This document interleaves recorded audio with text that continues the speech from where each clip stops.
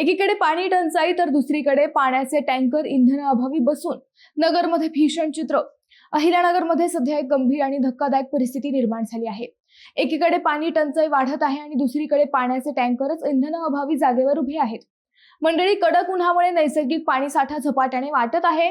कर्जत तालुक्यातील कापरेवाडी, ढिगसळ, मुळेवाडी, धालवडी, पिंपळवाडी आणि खांडवी या 6 गावांनी टँकरसाठी प्रस्ताव दाखल केले आहेत।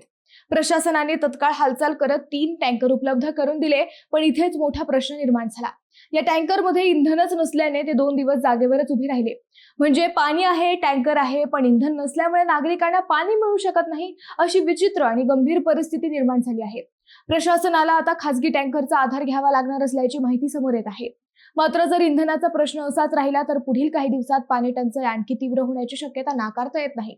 मंडळी, ही परिस्थिती केवळ एका तालुक्यापुरती मर्यादित नाही तर संपूर्ण व्यवस्थेवर प्रश्नचिन्ह उभं करणारी आहे।